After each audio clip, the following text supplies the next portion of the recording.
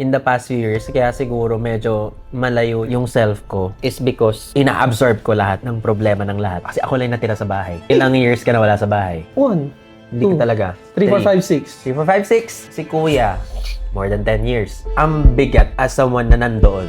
Isa sa mga multo ko is nag-medicine ako. Hindi ko siya pinagsisisihan. Pero if given a choice, hindi siya yung something na gusto ko or kailangan kong ulitin in another lifetime. Kasi parang feeling ko, going into medicine takes a lot from your family. Parang feeling mo 5 taon, lumipas lang. Pagtingin mo sa parents mo, biglang matanda na sila. Hindi mo naabutan yung babalot ng yelo. Naalala ko yung sari-sari store, pero hindi ako nagbabalot ng ice nun. Kasi nga, spoiled ka! Hindi ako spoiled! Ikaw ang spoiled! Ang kapal na mukha mo, hindi ako yung spoiled. Pero ikaw malaging may bagong laptop. So ako, iniipon ko pa yung allowance ko na 1 taon. Kasi choice mo yun. Choice mo yun. Hindi tayo magpapaka for sisters dito.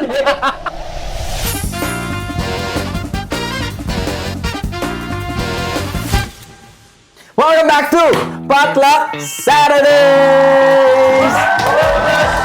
Pansinin niyo naman yung suot ko. This year is hindi pa pala Chinese New Year, no? Na-advance ako bigla. Malapit na mag-Year of the Horse. Familiar ba kayo sa Chinese Zodiac? Ako Year of the Monkey. Hindi ko alam kung lucky ako this year. Pero usually, sa buong cycle, yung pang 6th, yun yung kalaban nyo. Doon kayo hindi compatible. Like ako, monkey ako. So, kaokoy, kaoti, si, bu, ho. Tiger ako. Tiger ang hindi ko ka-vibes. So, pag may mga tiger dyan, ikaw, ano zodiac mo? Snake? Sa pig ka, hindi compatible. O, diba?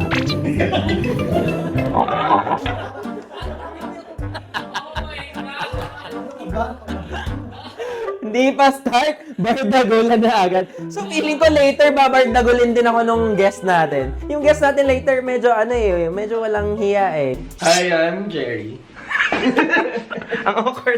Hi, I'm Jerry. Sa mga videos ko, mukhang sobrang close kami ng kapatid ko. Pero hindi talaga kami close. As in, para kaming enemies pag nasa bahay. Hindi kami nagpapansinan. Pag pumunta siya sa bahay, nandiyan ka na.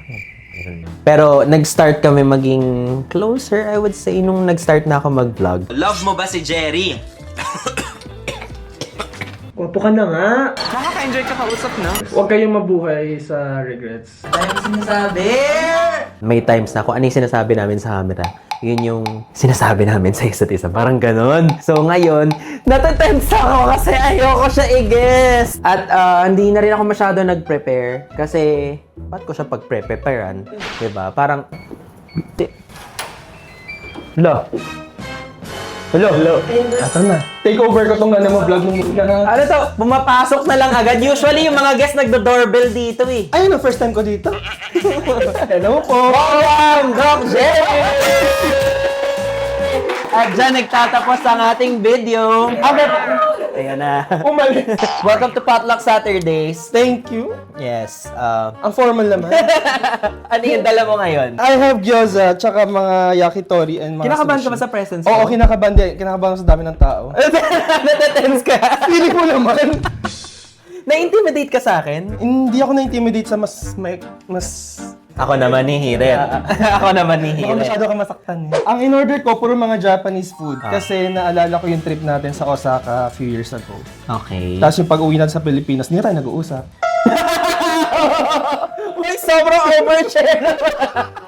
Kaya po kami walang vlog na 1 year kasi Yung magkagalit. 1 year. 1 year talaga yun. Sama kasi ng ugali. Kasalanan mo. Masama ang ugali. Ikaw ang masama. Hoy, yun lang yun. Yun yung reason mo. Oo, tsaka I think comfort food natin ang Japanese food. Yes. Tama naman. Although feeling ko mas Korean ka. Ang hirap yan ng pag... Bobok? Grabe. Naman-tawa. Naka-shot. Nakainom ka na pagpasok ko pala. Sabi mo, ayaw mo. Ikaw ang na-intimidate sa akin. Kailangan mo ng alak para makausap ako. Okay lang yan. Sige, kwento mo yan eh. Anong kinakaabalahan mo ngayon pala? Kwento mo naman sa kanila kasi hindi naman ako interesado. Baka sila, like sabi nila, i-guess mo naman si Doc Jerry para siya naman yung ano. Ano yun? Ano? Yung clip daw. Wala ka nalimutan mo. Hindi ko na-feel. Hindi pa parachute to. Tara na. Tuloy na tayo. Dami sinasabi nito. Welcome to... First time mo dito, di ba? Sa Potluck Saturdays. Nakita mo na Hindi ko tong... sure. Oo, hirap mo First time ko nga pala dito, guys. Thank you for having me. Yes, kontrabida talaga yan growing up. At ngayon, Bida ka? oh, kaya nga may kontrabida kasi may bida. Hindi, ako yung bida kasi ikaw yung kontrabida. Sino mas favorite? Sino mas favorite? Bakit? Sabihin mo sa kanya, ako ba yung favorite? Sige! Ikaw yung Ilabang mo favorite. paborito ka. Oo, sige, okay. Bago niya sagutin yun, Oo, sige, okay. Ano ba? mag-wine kami today because growing up, he's a whiner. Dami niyang reklamo. Ano po? Dami niyang sabi. Wala ka bang wine glass? Yaman na. Exactly! Di ba? Wait, basang-basa. Ano ba yan? Kasi marunong eh. Cheers! Ang hinanda ko naman is, eto lang, Oh, bakit nga yan? sashimi. Di ba ayaw mo ng seafood? Pero ang exemption mo is sashimi. So, maarte ka. Ibig sabihin, tuna? nagkukunyari ka. Nagkukunyari ako? At- Atake ka! Ayaw niya ng seafood, pero ang kinakain niya lang kasi is mga sashimi. Tsaka ito Ang mga baba ng ganyan. upuan mo, no? Oh my God. Winer nga talaga. Winer siya. nga. Sinasabi, di Winer ako nga nagsisinungaling, for di ba? Bakit kasama yung iba yun? Hindi na ako naka-explain ng sashimi. O ikaw, bakit ito yung... Ay, Na-explain ko na kanina. kasi kumain na lang tayo. Kain agad. Huwag sa matambay muna. Potluck nga eh. Ito na nga lang tikman natin muna. Chicken yakitori o beef o pork? Tingnan mo, mukha bang beef yan? Usually kasi pag sa vlog, ina-explain, ganon. Yakitori, chicken to. Ano ka ba? Ang galing, chicken pala to, shit. Hindi talaga kami close. So, sa bahay, para lang kaming, ay, may nag-exist dyan na kapatid. Pero hindi kami Bakit? enemies. Sa tingin ko, Naiiyak siya. sa tingin ko, OA, feeling. Bakit? Feeling ko upbringing. Ano, pinalaki tayong hindi nag-uusap? Ganun? Pinalaki tayo hindi ma-express, ganon. Ikaw, bakit sa tingin mo? Gusto mo personalan agad? Oo, personalan tayo agad. Mag-shot tayo na to. Ba't nga ba? Cheers muna. So, bakit sa tingin ko? Bakit sa tingin ko? Paano ka nakagraduate? Ang slow mo. Ay, bawal na kasi.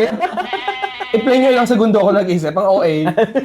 Tingin ko kasi dahil sa work mo, parang sa work mo, yan, sobrang outgoing mo, sobrang out there. Kaya growing up, di tayo Naka-display. nag-uusap. Hindi, Dahil sa work. iba yung rason ko, diba? Feeling ko, pagdating sa bahay, wala ka na lang energy makipag-usap kahit kanino. Even if sinasabi mo, Hoy, ever since di tayo nag-uusap naman, mas malala ka nga, hindi ka nagsasalita pag nasa bahay. ayun, gusto mo sabihin ko sa bahay, musta ka? Sige, Kumain wag ka na, ba? hindi ka nagsasalita in general. Hindi, pero nagbago naman yan lahat. Nung dumating si Pau Pau. Dati nga, hindi ko nga kaya kumanta sa harap ng parents ko. So nagkaanak ka, kumanta ka na sa harap ng ibang tao. Yes! Kailan mo ko nakitang open, shut them, give a little clap, clap, clap? Kailan? Sige. Diba? Never. Hindi ko naman napapansin din na tahimik ako sa bahay. I think kung gaano ako ka... Hindi mo napapansin? Hindi. Ay, nalaglag yung gyoza ko. Sayang. Pang 5 minutes. So. Tayo mo, masarap din. I think, sa mata nyo, parang galit ako sa mundo, na parang... Okay, yak. I think, hindi ako naiyak. Wala, ang feeling mo naman. Ba't ako iiyak sa'yo? Dali, tapusin mo na lang kasi. Special ka ba? Oo. Doon ka nga tumingin kasi naamoy ko yung hininga mo. Amoy imbornal. Alam mo, konti na lang maniniwala na sila na ibig ako. Konting-konti na lang. Feeling ko ang dami nag-message sa akin. Mabaho daw hindi nga mo. Meron akong face sa bahay na siguro in the past 10 years. Huwag kang mag-react. Open up yung tao eh.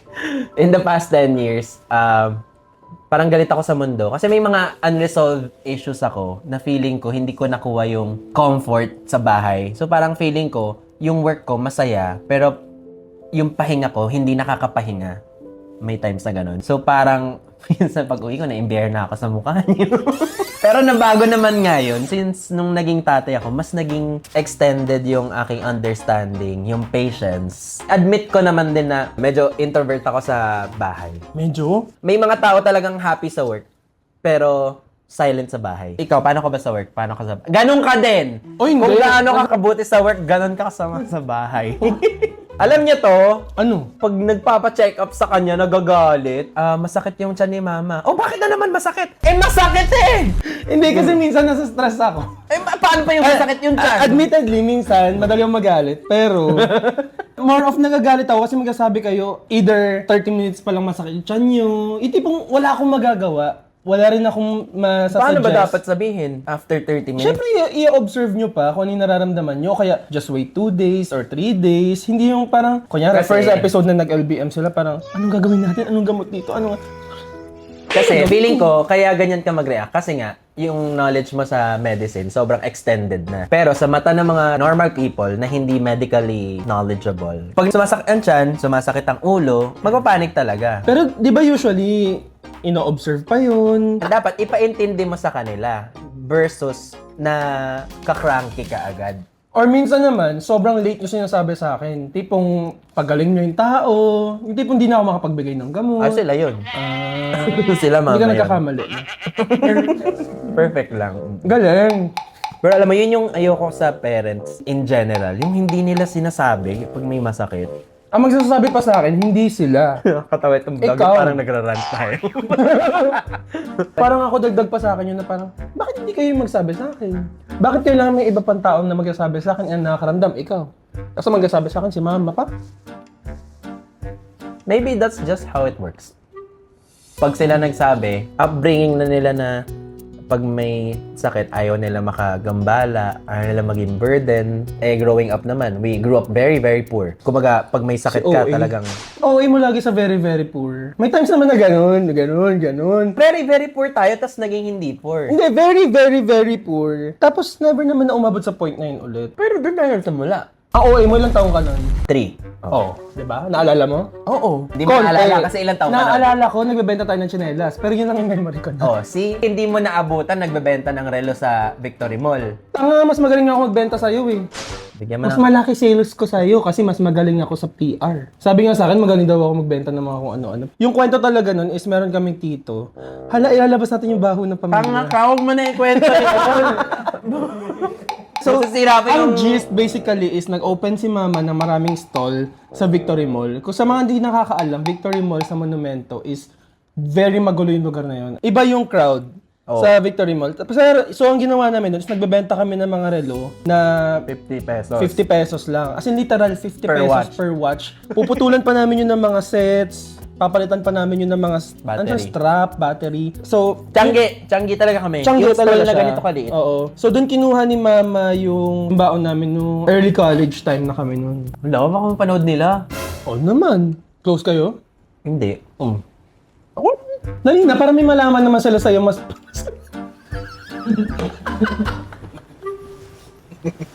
Ang tanga mo. So, ang endpoint nun ay pinagsasasapak niya.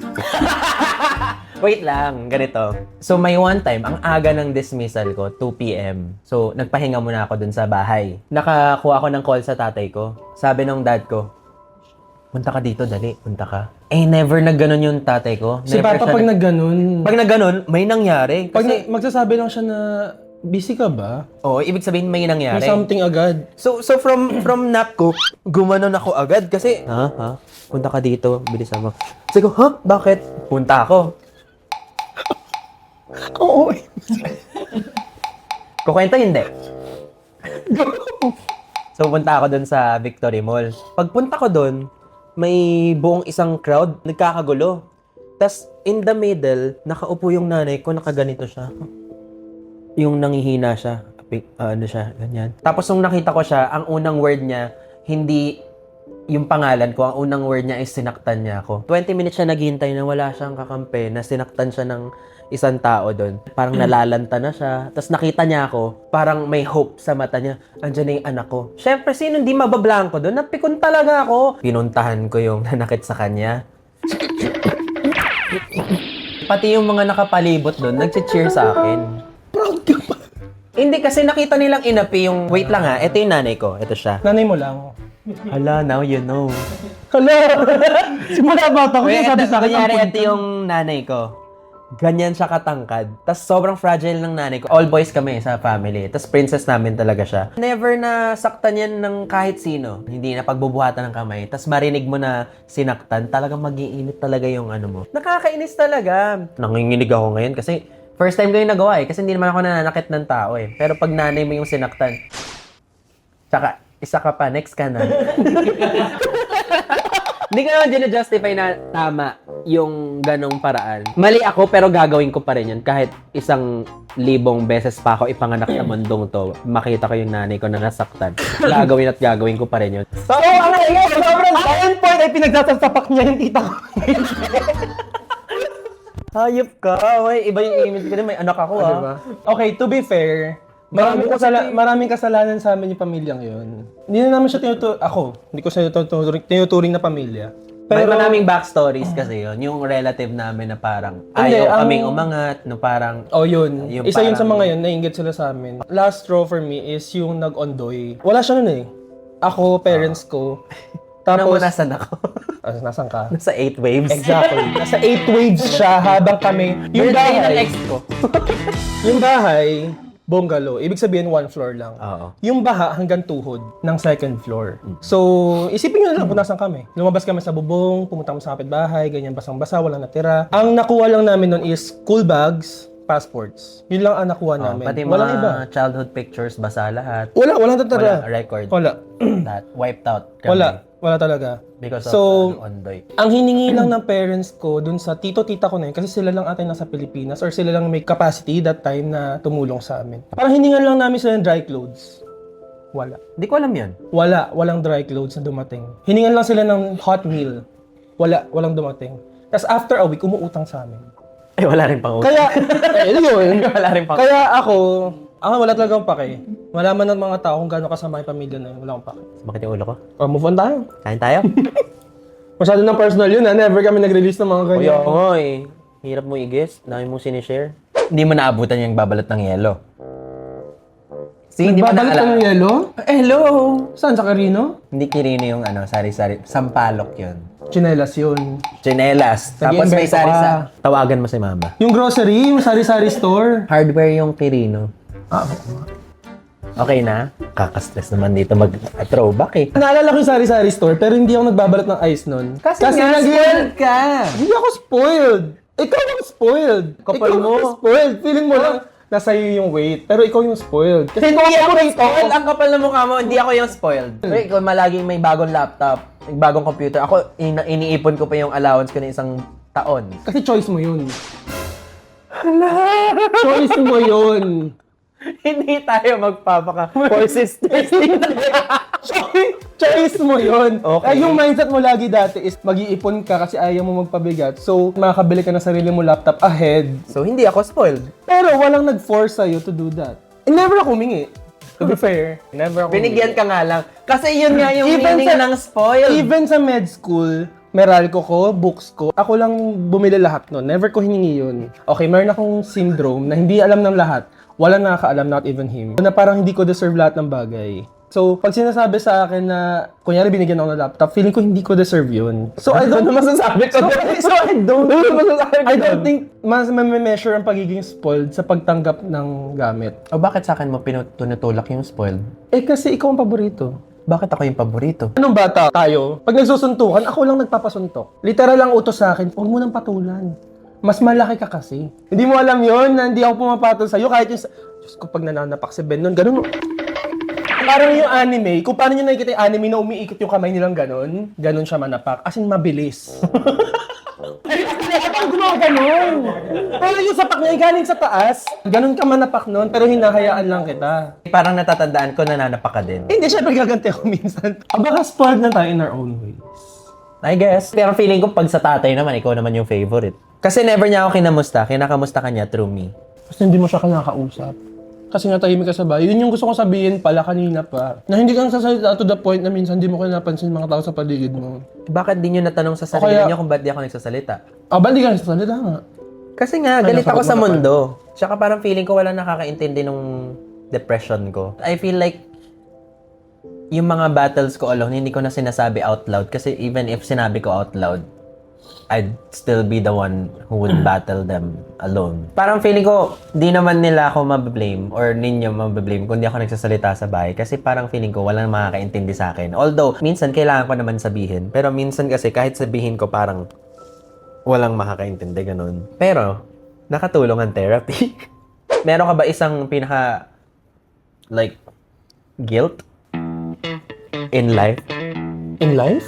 Una, ang pinaka-guilt ko was after college, nag-exam sa Lasal, nakapasok ka. Sa buong high school, out of 200, 5 lang nakapasok. Ko alam to. Pero I think ni-request ng mom ko na ibigay na lang sa akin kasi hindi afford na dalawa maglasal. Ay, walang ganun. Sa mata mo, wala. So tingin mo, nag-giveaway ako para makapaglasal ka? Never siya nag-request sa akin. Oh, now you know, edi -1 guilt and for you. So parang multo. Yun yung nag-trending, di ba? Kung ano yung multo mo. Ish pa rin. Yung parang hindi siya necessarily regret. Hindi ko masabi kasing guilt siya on my end.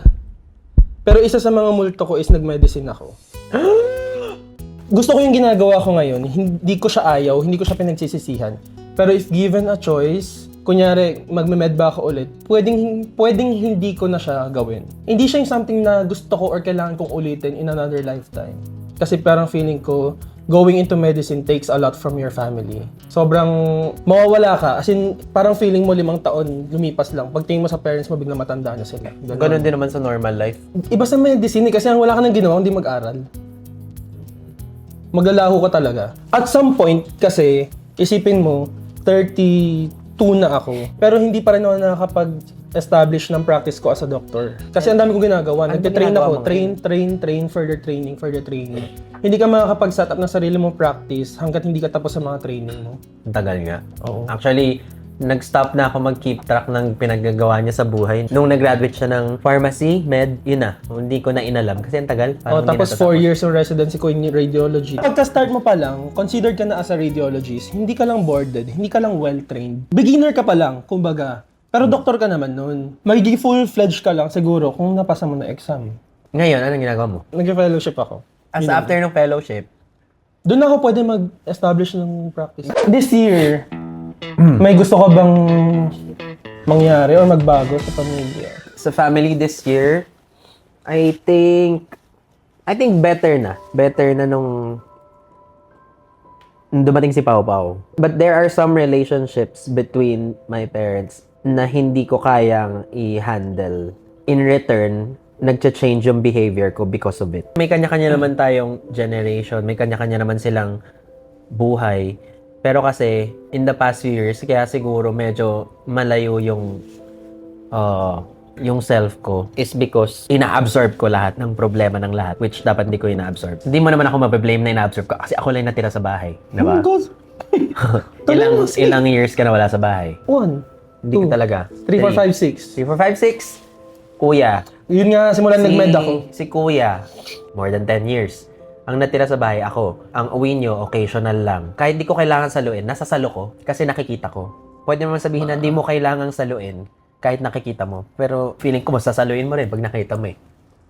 So, ang bigat as someone na nandoon, na hindi naman responsibility ng anak ko, but the blessing na nandyan siya dahil na-realize ko na, kailangan pala, focus lang ako sa isang bagay, na hindi ko naman pala kailangan pasan yung buong mundo. Kasi kung ano yung people around me, upbringing nila yon, at kung hindi ko sila ma-encourage na baguhin yon, hindi ko na responsibility na akuin yun. Akala ko sasagot mo lang more time with family. I have a lot of time with family. I'm the only one who has time with family. Baka ikaw ang may goal dapat next year. Ang gusto ko lang naman mangyari this year is more conversation. Nakakahiya tuloy mag-input. Mag-TikTok live ka na lang. Yun lang naman. Gusto ko lang naman mas mag-usap tayo.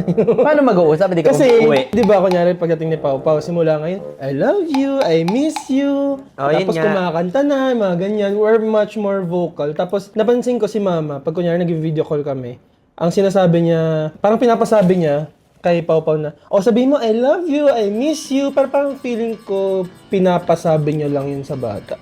Feeling ko lang naman. Nire-redirect niya sa'yo. Oo. Feeling ko din. Ganun So, din. parang, yun, more conversation. Tapos, more more feeling na hindi natin responsibility lahat sa And mga. I think our parents have also improved so much. First time ko narinig na hindi mo na kailangan i-pressure yung sarili mo. Before kasi, parang I started this job without any support from family. Zero. And then when I started... So, totoo, parang lahat kami annoyed that time. when Sure I, ka? Ganyan yung gusto mong gawin? Which understandable naman. And kasi naman, I think in any career naman, laban mo talaga yun eh. Pero ang laking factor din kasi nung pag-grow mo, na napapaligiran ka ng support system. Pero the fact na wala kang support system in your own home makes it even harder.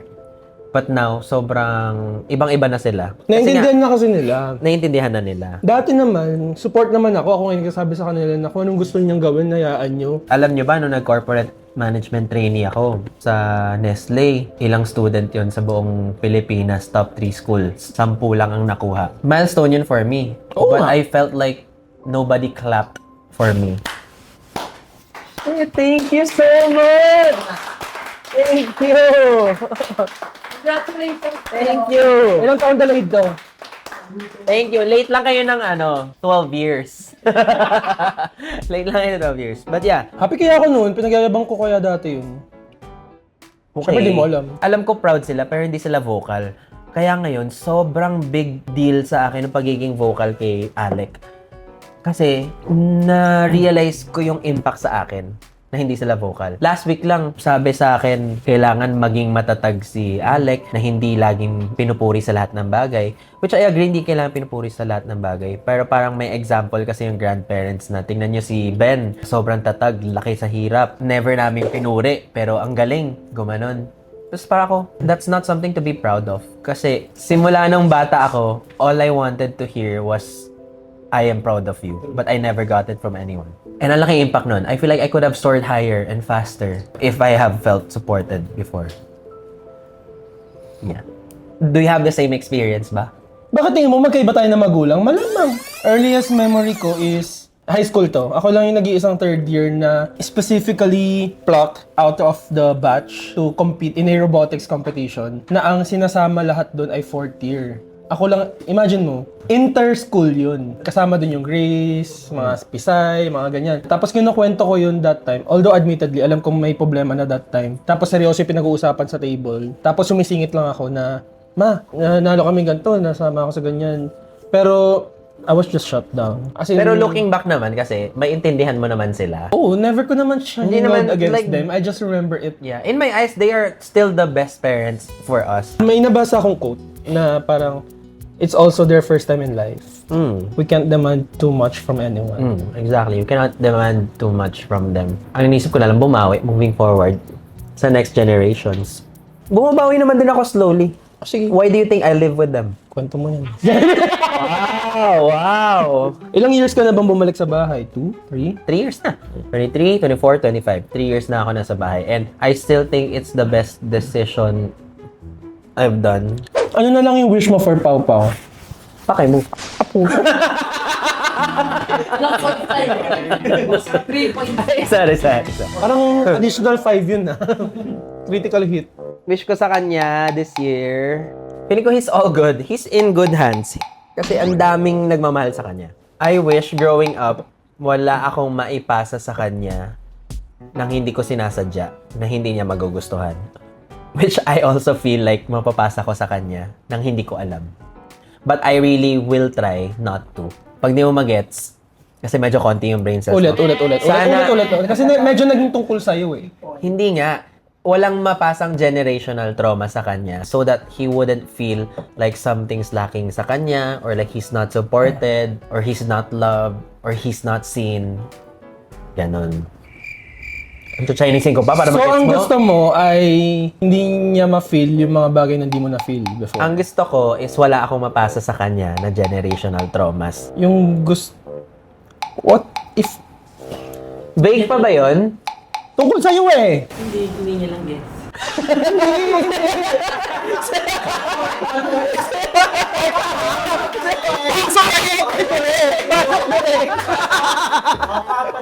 Sorry ka, hindi pa ba yung clear? Hindi kasi yung dating niya sa akin is... o yung wish mo sa kanya is hindi mo siya mapasahan ng trauma. hindi siya makakuha ng trauma from me. Sige. Yun lang natin. My God! My God! Kasi parang tungkol sa'yo eh. Ikaw, Wish ko for Pao Pao, anak ko ba siya? bawal mag-wish, hindi mo alam? Ba't naman? Wish ko for him is to have a strong mind para maintindihan niya na mas importante kung anong tingin niya sa sarili niya kaysa sa tingin ng ibang tao sa kanya. Kasi growing up, it's something I tried to learn and matagal bago ko siya natutunan. Hindi lahat ng tao natututunan yun in their lifetime. In short, gusto ko maging strong si Pao Pao. Hindi niya kailangang isipin lahat ng sinasabi or iniisip ng ibang tao. Pero it's something na parang i-consider mo lang. But it's not something na you will revolve your life around. Kasi feeling ko sila mama very conscious sa iniisip ng ibang tao. And that's something I unlearned. I think it's a traditional culture na iniisip ng mga magulang ang iniisipin ng ibang tao. Ano ang magiging pride ng pamilya na to kapag hindi ikaw naging ganito? And I think lucky yung mga tao na pinanganak in our generation because we have not just deeper understanding but more openness to change and to adapt. Gets ko naman. And Sakit na ng ulo ko. yun lang naman yung wish ko sa kanya. Ba't kasi may follow-up ka, i-wish ko. Ikaw nagtanong ng wish eh, hindi pa nga niya birthday eh. Ba't sumasakit ang ulo mo? Kasi Nag-isip ka lang ng konti? That's one! pag may isang bagay na sa tingin mo, mas na-understand mo sa akin, ano yun? Tingin ko, feeling mo, pasan mo yung mundo. Which is, ngayon, naintindihan ko na hindi mo sinasadyang saluin yung problema ng iba. Gusto mo lang na okay lahat ng tao sa paligid mo, basically. Sa akin, mas naintindihan ko bakit may times you choose to not shoulder all the problems in the world. Nagkaroon kasi ako ng time na napipikon ako sa mga siblings ko na parang, wow, walang umuwi ayos Ako lahat Pero ngayon na-realize ko na nasa tamang age ka na may kanya-kanya na tayong buhay na hindi kailangan lagi na sa bahay. It would be nice if you have spare time still to always go back home. Pero hindi ko na tinitake against you na hindi ka nakakauwi. Kasi may sarili kang buhay, may sarili kang struggles, may sarili kang responsibilities. At the back of my head, na sana umuwi ka madalas, pero gets ko na okay lang din, hindi. Kasi buhay mo yan. And you chose to prioritize your life. And it's not that you don't want to value other people. It's just that you value your life more than caring for what other people would think. Which somehow is so hard to do and brave and not selfish naman. Kung wala akong anak, I would do the same. Ay, question po. Ano yun? Yes. Yes po. Sir, Sige. Yun nandun sa upuan. what do you love most about each other? Parang none. Agree. Pinatanong mo na, di mo pa alam yung sagot mo. Tama ka ba? Tayo. Hirap i-guess nito eh. Nabubunyag lahat eh. Ikaw na naman una. Kasi nga... What do we love most about each other? Kasi nga, wala. Wala eh. Ayun eh. Hindi, what Tatanggapin I niya ba? love most about you is you would do everything. Yung sabi. Ambitious ka in a positive way. I think you're very driven. Kapag may goal ka, gagawin mo lahat para ma-attain yun. Hindi lahat ng tao ganun eh. Thank you for sharing that. And thank you for watching another... Ha? Hindi pa ba nasagot? Kala ko, nasagot na eh. Gusto niya matapos bida pa rin siya. Ayos! Ang hirap kasi pumili ng ilalove sa'yo. Sobrang dami kasi, di ba? I know, right? Ang dami ng kamay mo, ang baho din. Ang hirap naman ipilit na may i-love sa'yo. Sobrang dami nga kasi, di ba? Hirap na hirap ka mamili. I know, I understand. Just, Ano na? Ito na, nagsasalita na. Sasabihin hindi. Paano magkakaroon ng love? ganyan ka Kalabable. kasama. Lovable. I think, ang pinaka gusto ko sa kanya, ay, sabihin yung love. Hindi, ang pinaka-love ko sa kanya is, ide-defend niya yung taong mahal niya sa abot na makakaya niya. So, kahit yung loved one niya, kainisan niya, pero pag may nangyari doon, re-rest ba kanya? Simula nung bata kami, ganun na siya. So, kahit medyo pikon ako sa kanya sa bahay, pero pag may nangaapi sa akin, re-rest ba kanya? Ganun. And that's it! Thank you so much for watching another episode of... Okay ko. Ha? Unexpected pa. Bigyan na nga ng flowers yan. Ako na. Ah. Ano yan? May uwi mo sa bahay, bigyan mo kami. Ano flower to? Pom-pom yan. Kasi bagay siya sa'yo. Pa-pom-pom ka kasi. Ayan Ganda. na. So, thank you so much for your time. Sana enjoy ka. And, pre. sana mas nag-enjoy kayo. No? So, ang tradition namin dito ay mag-i-instax. Ay, may mirror siya. Ikaw pa rin yung bida. Ay, sorry. Hindi mo nababasa? With Ben, di ba? Ayun mo kasi. Blessing na nandyan siya dahil na-realize ko na I have felt supported. Hindi ko naman pala kailangan pasan yung buong mundo. I am proud of you. Thank you so much for watching another episode of Potluck Saturdays with